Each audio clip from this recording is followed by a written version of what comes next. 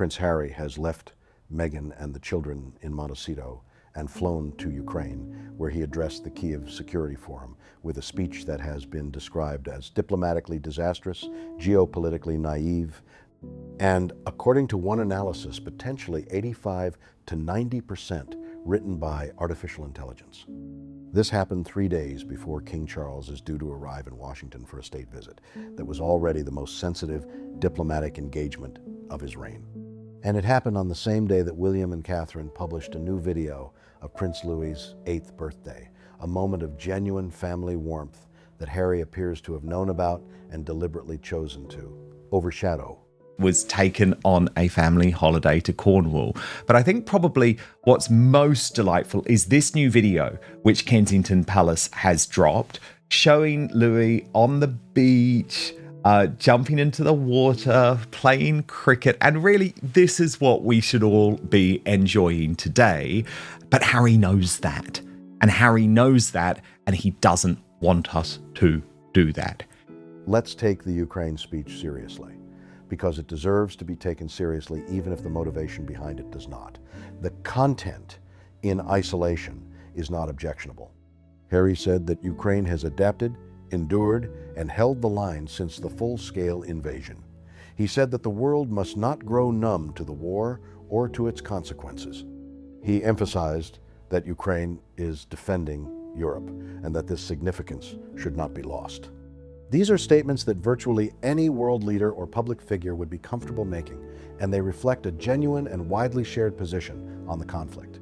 And since the full-scale invasion, Ukrainian people have done something extraordinary. You have adapted, you have endured, and you have held the line.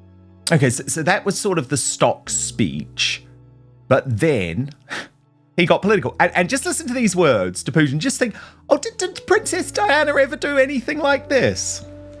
President Putin, no nation benefits from the continued loss of life we are witnessing.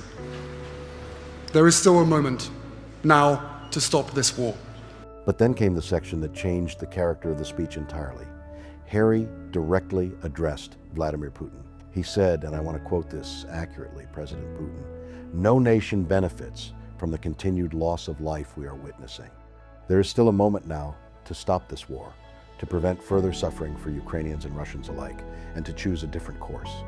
He then added a passage about the United States and its role, saying that America had a singular responsibility, given that when Ukraine gave up its nuclear weapons, America was part of the assurance that its sovereignty would be respected. Now, the substance of both statements is defensible. Putin should stop the war. America does have a specific historical obligation in the Ukraine context connected to the Budapest Memorandum. These are not unreasonable positions.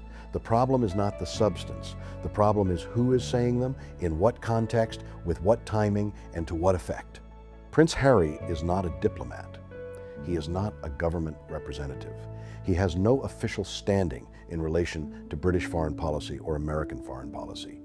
He is a private individual with a title giving a speech at a conference in Kiev, directly addressing the Russian president by name and calling on the United States to honor its treaty obligations 3 days before his father, the King of Great Britain, arrives in Washington for the most diplomatically sensitive visit of his reign.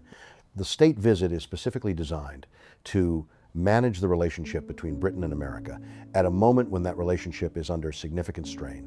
King Charles is attempting to demonstrate that the special relationship endures, that Britain remains a reliable and valued ally, and that the institutional warmth between the two countries transcends whatever political turbulence exists at the governmental level.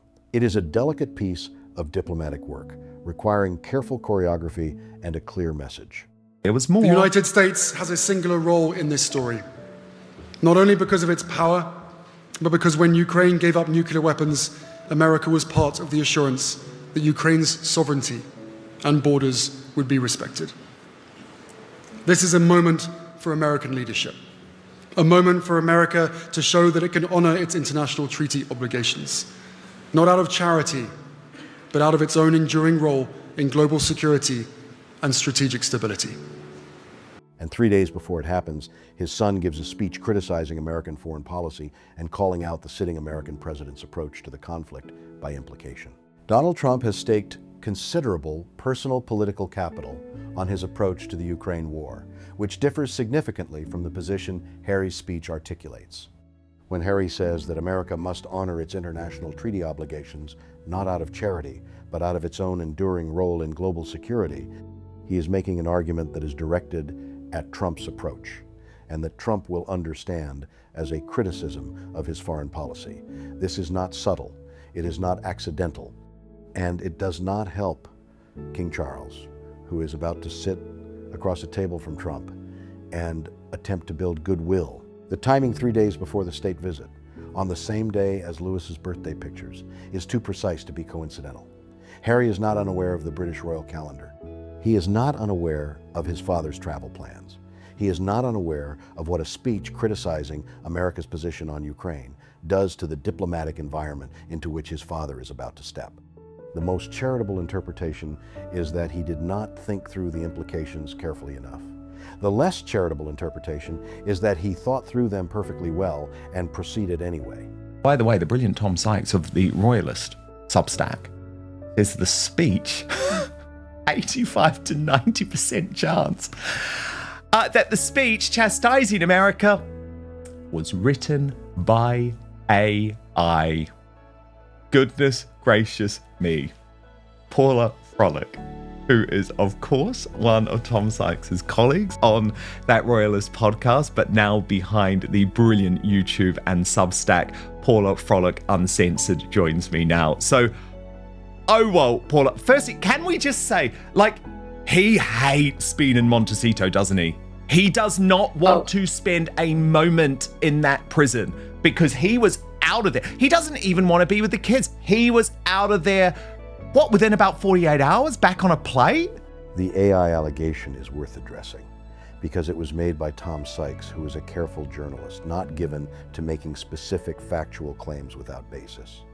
Sykes estimated an 85 to 90% probability that the speech was written using artificial intelligence based on his analysis of the language, structure, and cadence. The characteristics he identified are consistent with AI-generated political speech, the smoothly assembled policy language, the conventional rhetorical structure, the absence of any genuinely personal or specifically Harry-inflected observations. It reads like a brief was given to an AI system, something like, write a speech for Harry to give at a Ukraine security forum, emphasizing the importance of American support and addressing Putin directly, and the output was used with minimal editing. If accurate, this is not just an interesting technological observation. It is a statement about the Sussex operations approach to substantive engagement.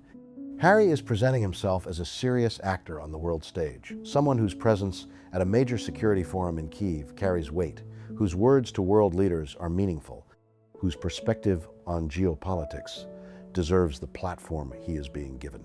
And the words he is delivering may have been generated by a language model.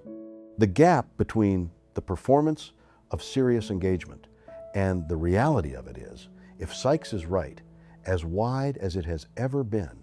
And then he turned up. I mean, look, this is just ludicrous, right? Can we firstly say that? What is Harry? Why would Putin listen to Harry? This is a joke. It's embarrassing. And the other thing that he's doing, by the way, and I believe this is strategic, I also don't think it's going to work, but it's been briefed to Chris Shipp of Woke ITV, who is one of Harry's propagandists, has actually flown to be with him in Kiev. How romantic. And he's invoking Princess Diana and trying to say, oh, I'm not political, just like my mother wasn't political. Here's the propaganda from Chris Shipp. Prince Harry echoes the I am not a political figure words of his mother, Princess Diana, in Angola in 1997. He tells the Kiev Security Forum in Ukraine today, I'm not here as a politician, I'm here as a soldier who understands service, as a humanitarian who has seen the human cost of conflict, and as a friend of Ukraine who believes the world must not grow used to this war or numb to its consequences. But it's like, Harry, we know you're stupid, but Princess Diana wasn't going around the world attacking politicians. The Diana comparison, which Harry's team briefed to ITV's Chris Shipp before the speech, deserves to be addressed directly and honestly. Harry's team framed his speech in terms of Princess Diana's 1,997 Angola visit, her famous walk through a minefield, her advocacy for the landmine ban, her statement that she was not a political figure but a humanitarian. The implication being drawn is that Harry is doing in Ukraine what Diana did in Angola, using his public platform to draw attention to human suffering in defiance of criticism that he is interfering in political matters. The comparison does not hold. Diana's Angola visit was specifically focused on the humanitarian consequences of landmines on the victims, the survivors, the families, the physical reality of what this particular category of weapon does to human bodies. It was not addressed to world leaders. It was not structured as a political speech at a security forum. And crucially, Diana did not directly address the leaders of hostile nations by name or criticize the foreign policy of allied governments 3 days before a major state visit by the British monarch. Harry's speech was addressed to Putin by name. It was structured as a political address at a security and policy forum. It criticized American foreign policy by implication. These are not the characteristics of humanitarian advocacy in the Diana tradition. They are the characteristics of political speech-making by someone who is trying to present himself as a figure of geopolitical significance without having any of the accountability structures, electoral, diplomatic, governmental, that would normally constrain that kind of intervention. Diana was also not doing any of this to overshadow members of her family. The Angola visit was not timed to coincide with a significant birthday of William or Harry's. It was not designed to dominate the news cycle at the expense of a family moment. Harry's Ukraine trip, timed to the day of Louis's birthday and 3 days before Charles's state visit, serves multiple purposes simultaneously, and not all of them are about Ukraine. The Louis situation is worth addressing separately because it is its own kind of statement. Catherine and William published a video of Louis genuine, warm, full of the kind of unforced childhood joy that makes their family content so widely appreciated. Louis jumping into the water, playing cricket on a Cornwall beach, being 8 years old, in the way that 8-year-olds are when they are loved and safe and happy. It is content that does not require management because it does not need management. The warmth is real, the joy is real. The child in it is simply being himself. And Harry chose to give a political speech in Ukraine on the same day. The calculation, whether consciously made or not, was that his speech would generate enough coverage to compete with or overshadow Louis's birthday content. It did generate coverage. It is being discussed. But whether it achieved what Harry may have intended, a demonstration that he remains relevant, that his actions command attention, that the world is watching him, rather than watching his nephew jumping into the sea in Cornwall, is considerably less certain, because the kind of attention Harry's Ukraine speech has generated is not the kind that helps him. It has generated discussions about diplomatic sabotage, AI-written speeches, the exploitation of geopolitics for personal relevance, and the specific cruelty of choosing the day of a child's birthday to launch an attention-grabbing international initiative. The coverage exists, but it is not flattering coverage. And the comparison with Louis's birthday video, with its genuine warmth, its unmanaged authenticity, its simple celebration of a child being a child, makes everything about the Ukraine speech look simultaneously more calculated and less human.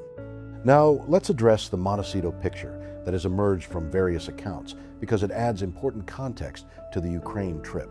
Over a year, he doesn't have any friends in Montecito. The people he hangs out with are his bodyguards. And of course, Meghan and the children. And he's basically a stay-at-home daddy who does pickups and hangs out with the kids and plays with them while Meghan works. And, you know, it is very boring. And I think he's used to a different life. He's definitely yearning for his life in England, where he could pick up the phone, go out with mates, be fawned over, and they are definitely not fawned over in Montecito. Multiple sources have now described Harry's daily life in California in terms that suggest genuine unhappiness and genuine restlessness. He is a man who grew up in an environment of activity and purpose and connection, military service, royal engagements, the constant company of friends and colleagues and the public, who is now living a life that consists largely of security enforced isolation in a mansion, with his wife's commercial operation as the defining activity of the household, and his own role reduced to something close to a supporting character. He does school pickups, he plays with the children, he exercises, he records the occasional speech, he appears at his wife's events.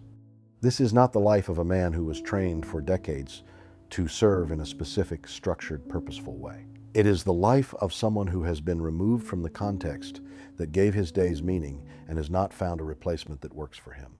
And the Ukraine trip, viewed in this context, is less a geopolitical initiative than an escape, a reason to be somewhere other than Montecito, a reason to be doing something that feels like the life he used to have, purposeful, active, consequential, with structure and direction, and a reason to be on a plane. The fashion in which he left within approximately 48 hours of returning from Australia back on a plane, leaving Meghan and the children again, is consistent with this reading.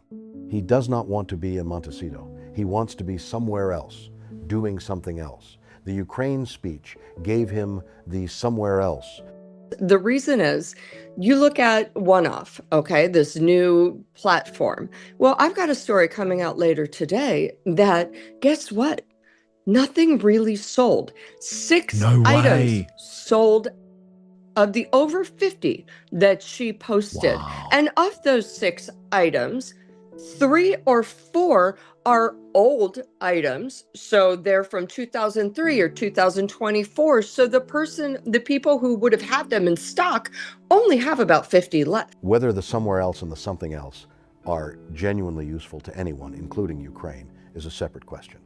The One-Off platform sales numbers deserve a moment here because they tell their own story about the commercial state of the Sussex operation. Of the more than 50 items Meghan posted on the platform during the Australian tour and its aftermath, approximately 6 sold. 6. Of those 6, 3 or 4 were older items, stock from 2023 or 2024, where the remaining inventory was small enough that selling out a few units looks like success, but represents almost nothing in commercial terms. The Fashion Commission platform that was supposed to be a significant revenue stream generated based on these numbers, almost no meaningful income. The As Ever brand is similarly struggling. The candles without wicks, the jam that was not jam, the newsletter tips about putting flowers in vases, the retreat that did not sell out and delivered 122 minutes, the production model for Netflix that detracts from projects rather than enhancing them, the speaking fees at $50,000 per appearance, declining. We're splitting hairs because in the States, you actually cannot trademark someone's name. Blue Ivy, Jay-Z, and Beyonce tried to trademark Blue Ivy. They're not allowed to, but you can register all the domains associated with names so that you effectively own them. And it's really kind of disturbing because, of course, there was the whole butting heads of Harry saying one thing and the Queen saying another. Recollections always vary with these two. Harry saying, Meghan and I asked her permission, and the Queen basically going to the BBC and having the BBC announcing that, in fact, she was told that was. The polo drama stuck in development and not going to be made. Piece by piece, the commercial operation is underperforming every metric that matters. And the Princess Lilibet trademark situation, which came up in discussion this week, represents another example of the same approach applied to family relationships. When Harry and Meghan named their daughter Lilibet, the story they told was that they had asked the Queen's permission and she had given it. The Queen's office, through the BBC, put out a statement indicating that she had been informed rather than asked, a meaningful distinction that the Sussexes had blurred in their public account. And now there are reports of domain registrations and intellectual property filings associated with the Lilibet name that suggest the commercial intent behind the naming choice. The Queen's nickname. And she, of course, was very upset by this because she felt that was the only thing she really had left. of her own. Everything else she had given to the country, she had given to the state, she had given to the family. She only had her nickname. Now, what's really disgusting about it to me is that they're basically doing the one thing that the Queen never wanted and never would have agreed to, which is monetizing her name and the monarchy. You know, you will remember at some point she was a Princess Lilibet herself. And I also feel like, Dan, you know, they're doing this because the Queen is no longer with us. And if the Queen were with us, this never would have happened. The one thing she had kept as entirely her own. After 70 years of giving everything else to country and institution that has now become a commercial asset, registered by her grandson and his wife. If the Queen were still alive, according to people who knew her well, none of this would be happening. It is happening because she is gone and the constraints she represented are gone with her. Harry in Ukraine, Meghan selling candles named after the children, Lilibet's name registered as a commercial property, to Louis's birthday, overshadowed by a potentially AI-written political speech. This is the Sussex operation in April 2025. And King Charles, preparing to fly to Washington to meet Donald Trump and try to save the special relationship, is doing so in the knowledge that his younger son has just fired a diplomatic grenade into the room he is about to walk into. The family that cannot be trusted is still, from Kyiv and from Montecito, finding new ways to demonstrate why. Yeah, because Paula, this is diplomatically disastrous. Like, the Ukraine war is one of the most sensitive issues in geopolitics. And it's like the whole point of Charles's visit is to try and save the special relationship between the United Kingdom and the United States. And I believe what's happened today is Harry throwing a grenade right into the middle of it. And it's like, Putin's going to laugh at him, but actually the person who's most likely to be annoyed by this is the king. Let me go deeper on the diplomatic dimension of the Ukraine speech, because I think it is genuinely the most consequential element of this week's events, and it deserves careful analysis. The relationship between Britain and America is at one of its most delicate moments in recent memory. Trump's approach to international alliances, to NATO, to the Ukraine conflict specifically, has created genuine uncertainty about America's commitments and genuine anxiety among European allies who have depended on American leadership for decades. Britain, which has its own complicated post-Brexit relationship with both America and Europe, is navigating particularly carefully. Charles's state visit was arranged with considerable diplomatic effort, precisely because the moment requires it. Someone needs to demonstrate that the personal and historical warmth between the two countries can survive the sign, political turbulence. Into this environment, Harry delivers a speech that criticizes America's approach to its treaty obligations in Ukraine, addresses Putin directly as though from a position of moral authority, and does so from Kyiv, the capital of the country, that is the central axis of the most sensitive foreign policy question America currently faces. The statement about American leadership and treaty obligations is not a general observation about international law. It is a specific claim directed at a specific current debate about whether America should continue to support Ukraine at the current level. Is Donald Trump clearly can't stand Harry or Meghan, Yeah, and will likely mock them while King Charles is here. I feel bad for King Charles because, of course, this is still his son, the errant son, the annoying son. However, the issue is, you know, it's kind of the old thing. I can make fun of my family, but don't you make fun of my family, right? So you and I both know that Donald Trump is likely to say something where King Charles will have to either laugh it off or just brush it under the rug and walk away. But I agree with you. And it is made in a way that clearly positions Harry on one side of that debate, the side that is in direct conflict with the current American administration's stated position. Trump does not take criticism of his foreign policy lightly or quietly. The idea that Trump will sit across a table from Charles and simply not raise the fact that Charles's son just gave a speech in Kyiv criticizing America's Ukraine policy 3 days earlier, that is not a realistic scenario. Trump will raise it. He may raise it publicly. He may use it to score points or to put Charles in an awkward position. And whatever diplomatic preparation Charles's team has done for the visit will need to accommodate this new variable that Harry has introduced.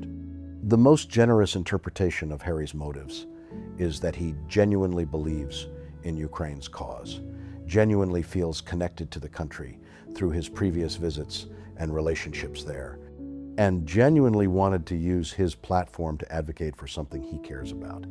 That interpretation is available. The problem is that caring about something does not exempt you from the consequences of how you advocate for it. And the consequences of advocating in this specific way, at this specific time, with this specific content, are diplomatically damaging in ways that Harry either failed to consider or chose to accept. The less generous interpretation that Harry knew perfectly well what he was doing, that the disruption to Charles's state visit was not an unintended consequence, but at least an acceptable one, and that his presence in Kyiv on Louis's birthday was not coincidental, is consistent with the pattern of behavior the Sussex operation has established over 5 years. The timing of damaging actions to coincide with positive moments for William and Catherine's family has happened before. The willingness to create diplomatic difficulties for the institution while maintaining plausible deniability about intent has happened before. Paula, as if they're royals, right? I could send out a secret itinerary to everyone whenever I go somewhere. And if someone chose to publish it, that would be their call. There are no security issues about this formally. They are not representing anyone, Paula. They're not diplomats. They're not there on behalf of a country. They're not members of the royal family. And by the way, as we could see from those crowd shots in Australia, hardly anyone wanted to show up anyway. So the cosplaying, I think, only stops, right, if we stop treating them as if they are royals. And the gap between the stated motivation, I am here as a humanitarian, I am not political, and the actual content and effect of the action has happened many times before. Harry's claim to be not political is almost impossible to sustain in the face of a speech that directly addresses the Russian president by name, criticizes American foreign policy by implication, and is delivered at a security forum in Kyiv 3 days before a sensitive state visit. The Diana parallel he invoked is specifically designed to neutralize the political criticism. Diana said she was not political, and that defense largely worked for her. Can he stop pretending that we don't know that he's stealing Diana's line? Because, Paula, he's nothing like Diana. I mean, could you imagine Diana having pulled a stunt like this? Could you imagine Diana having dragged a whole load of kids and forced them to unmask in the foyer of a hospital for a photo opportunity? No. We saw how she did her humanitarian work. We witnessed it. It's nothing like this. Oh, that image you have of that child without the mask looking so uncomfortable breaks my heart. The thing is, Dan, you know what I would like to challenge Harry to? I would like to challenge Harry to go through 1 week without mentioning his mother. But Diana did not give policy speeches at security forums. She walked through minefields. She held the hands of amputees. She was present with people who were suffering in ways that required no political context to be meaningful. Harry's Ukraine engagement is structurally different in every significant way. Now let's talk about what this trip reveals about Harry's relationship with Meghan, because the dispatch from Montecito out within 48 hours of returning from Australia on a plane again is itself a statement. The sources who have spoken to journalists, including Dan Wakeford, have consistently described Harry as someone who does not want the life he is living in California. Someone who misses England, misses his friends, misses the activity and purpose and connection that his previous life provided. Someone for whom the Montecito existence, however beautiful the setting and however privileged the circumstances, is experienced as a kind of confinement. The Ukraine trip is, from this perspective, less a diplomatic initiative and more an escape. Influencers. Yes, so it's yes. really one step below. a celebrity. But the other thing is, Dan, you brought this up before. They blame everyone for everything. They take absolutely no blame, even when they do things that are despicable, like shilling her trauma closet on Bondi Beach, where 15 Jews were massacred over Hanukkah. There was no apology. There was no, oops, we're so sorry. We didn't mean to take offense. No, they simply changed the photo to her walking on pavement and not the beat. An excuse to be somewhere other than the house in Montecito, doing something other than the school pickups and the security surrounded isolation that constitute his daily life. The speech is the pretext. The travel is the point. And the fact that he was willing to create significant diplomatic difficulties for his father in order to secure the pretext tells you something about how desperate the need for that escape has become.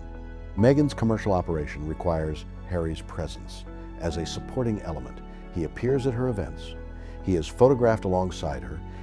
He provides the Royal Mail half of the Sussex brand that her commercial proposition depends on. But his presence in Montecito on a day-to-day basis between the managed appearances is not something that appears to nourish him. And the fact that he was on a plane to Ukraine within 48 hours of returning from a 2-week Australian tour suggests that the appetite for being away is significantly stronger than the appetite for being home. The children in all of this are the element that is hardest to address directly, because they are real people with real needs and real lives that are not visible to us. What we can observe is that their father has now left them twice in rapid succession, once for Australia, once for Ukraine, and that the gaps between his absences from Montecito appear to be shortening, while the absences themselves do not. Whether this is experienced by Archie and Lilibet as simply their family's normal way of operating, or whether it registers as something else, is unknowable from the outside. What is observable is that a man who gives speeches about his own mental health journey and the importance of fathers being present, who has described the stress of holding his baby when he was in a state of anxiety, is spending a significant portion of his time not with those children, but on planes to foreign countries. The Lilibet trademark situation, to return to it, is one of those details that seems minor and then reveals itself as significant. The Queen's nickname, the one personal possession, not a physical object, not a title, not a role, but simply a name that people who loved her called her, was incorporated into a child's name without, by the palace's account, the consent that was claimed. And now that name is being registered as commercial property associated with candles and potentially with other as ever products as part of the broader monetization of the Sussex identity. If the Queen had lived to see the Lilibet candle, the one named after her birthday, with her great-granddaughter's name in the product description, what would she have said? Probably nothing publicly. She would have said nothing publicly. She never said anything publicly about anything the Sussexes did, maintaining a composure that was part habit, part training, and part genuine love for a grandson who was causing her enormous pain. But privately, in that way that people close to her describe the closing of the eyes, the careful pause before responding, the measured choice of words she would have made her feelings known. And those feelings, based on everything that has been reported about how she experienced the final years of her reign, would not have been warmth. The state visit to Washington continues on its course. Charles will arrive. He will meet Trump. He will perform the institutional role with the dignity and the care that he has brought to every element of his kingship, despite the extraordinary personal and physical difficulties he is managing. And Harry will be somewhere, Ukraine, Montecito, wherever the next escape takes him, having delivered his diplomatic grenade and moved on to whatever comes next. The question that remains unanswered, and that becomes more pressing with every week that passes, is what comes after the escape. Ukraine is not a sustainable substitute for a life. Kyiv security forums are not a replacement for the daily structure and purpose and connection that Harry appears to need.